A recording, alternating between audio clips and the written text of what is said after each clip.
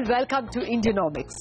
This week we got the June inflation numbers and it told us that food and food prices remain a problem, if not as severe a problem it was in the last 5 years. Vegetables and pulses along with other items like eggs and meat continue to rise, and the fears of a high food inflation got only exacerbated this week and this month actually, with rains playing truant in central India, in western India and in some parts of peninsular or southern India as well. So, are we headed for another season when vegetable inflation will become a generalized food inflation and food inflation will become an overall inflation? Has the Reserve Bank succeeded in reining in some bit of inflation and inflation expectations in a sustainable fashion? Has the government moved towards improving agricultural productivity in any fashion? And are agricultural marketing principles or procedures put in and changed in any fashion? These are some of the questions that continue to bedevil us, and these are some of the questions that we are asking our experts today. Well, my guests are Sajid Chinoy, Chief Economist and Executive Director at JP Morgan. He's joining us from Pune. G. Chandrasekhar, a well-known expert on commodities, and he's joining us from Mumbai. And Surinder Sood, another expert on agriculture and a person who is at the moment the consulting editor at Business Standard. Gentlemen, welcome and thank you very much for joining us. Well, first up, let me get Sajid to do a bit of number crunching. Sajid, we saw that food inflation rising rather sharply from 4.8% to 5.4% in June. In just 1 month, a 60 basis point rise. Would you worry that the pulses and vegetables which rose sharply can quickly become a general food inflation? I would not worry too much just as yet. I think we should just step back for a second and understand that over the last decade, for much of the last decade, food inflation has averaged about 10%. Over the last 18 months, it's averaged 6%. So the more fundamental question is the disinflation of 400 basis points. Is that largely structural, or is that just cyclical and seasonal and therefore could evaporate at any point in time? I'm of the view that a substantial fraction, not all, but a substantial fraction is in fact structural.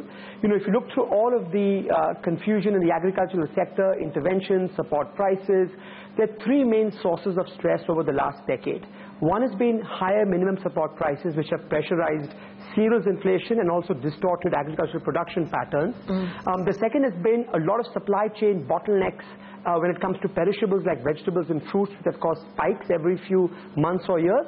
And the third is a more fundamental mismatch between demand and supply when it comes to high protein inflation and pulses.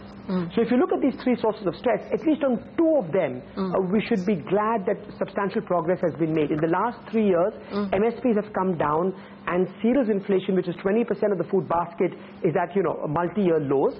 And there's also a sense on the ground that some of the supply bottlenecks, not all, on vegetables and fruits have been contained. So I would argue that a significant fraction of the disinflation is structural. There will be occasional spikes. Pulses will go up. There's a fundamental demand-supply problem there. Vegetable prices always go up in these 3 months, so there's a seasonal component there. So while some pickup in food inflation is possible and likely in the next couple of months, especially if the monsoon is below normal, I won't worry about the double-digit food inflation that we've had over the last 4 or 5 years because of these two improvements that we've seen both on MSPs and on supply bottlenecks for vegetables and fruits. Okay. You're exuding a lot of confidence that some supply bottlenecks, especially in vegetable and fruit, has been corrected. We haven't seen any APMC reform. We haven't seen any improvement in cold storage. But let me defer to our experts. First up, on the vegetable and fruit issue and on their improved supplies, Mr. Sood, have you noticed any seminal change at all in vegetable and fruit supplies? I mean, we saw very sharp rises in onion prices and potato prices. Is there any guarantee that this Lasalgaon nightmare, which played out 2 or 3 years in a row, will not play out this year? Well, you see, the fact where vegetables and fruits are concerned is that the production has been rising, but it has not been rising by as much as the demand has been increasing. You see, with increase in income and other factors, the demand for fruits and vegetables has gone up substantially. But the fact also is, as Shinoy also mentioned, that during the monsoon season, the prices become more volatile than in the rest of the year, and that is because of the supply constraints. Normally, when it rains at a stretch for 3-4 days, the farmer is unable to go to their fields to pick up the vegetables, and there are also problems of transporting the supplies to the markets. So the prices suddenly shoot up, and after that, once there is a drier spell, relatively drier spell, and harvesting increases, then the prices tend to drop also sharply.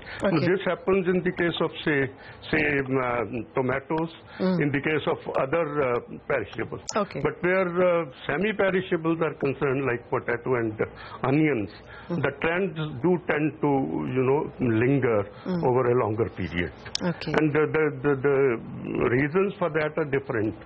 And I would say that the misdirected policies of the government are also partly to blame for that. Okay, let me ask you something very precise. Yes. In the last month, the month-on-month inflation in onions was 14% month-on-month, and the year-on-year inflation is 18.5%. What are the chances, sir, that this will not continue and that it will be smoothened out? You think, will you place your bets that it will be smoothened out? Well, what I feel is that in the next month and a half, the prices will tend to remain firm, fairly firm in the case of onions. And the next crop would start coming towards the end of August, and in fact in early September. Then the prices would tend to drop. You see, the last year's production also, it was not too bad. It was only marginally short of the previous year. And that's why the prices have also not touched, say, 100 rupees or 60 rupees, even in retail. Yeah, the other elements, I take your point. I mean, I'm just wondering whether this will become a generalized food inflation, and the secret of that may lie in pulses and in the rains. And let me get my next guest in on that point. Mr. Chandrasekhar, what is your assessment of the damage that rains may have caused to agriculture so far? That's the first question. In fact, if anything, it is lack of rains that may have caused some damage. In June, we had a wonderful onset of monsoon, a very robust progress until about the 25th of June. And I think that created a great amount of rejoice across the country. But over the last 20 days, I see most parts of South India, most parts of Maharashtra, Bihar, the whole of Gujarat is virtually dry, and therefore with the passage of every day without a drop of rain, the concerns about a mid-season drought, as they call, the concerns are rising.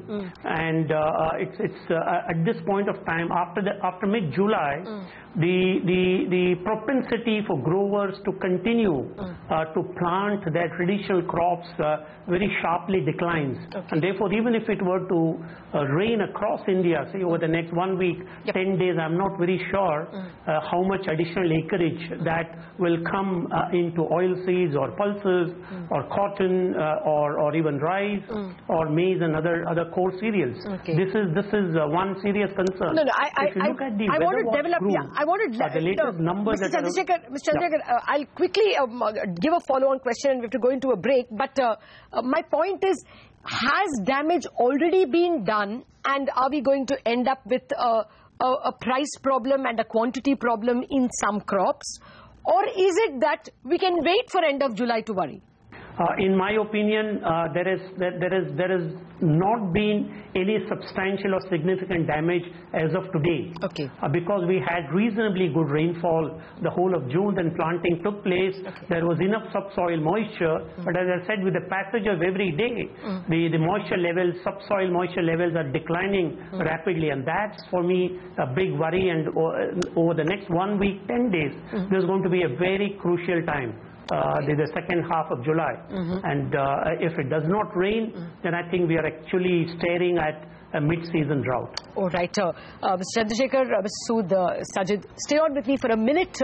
We are taking a break, but we are back with lots more questions on the kind of crops that are affected, what has the government taken in terms of near-term and long-term steps, and what are the long-term and near-term prospects or fears over inflation. All those questions in a minute.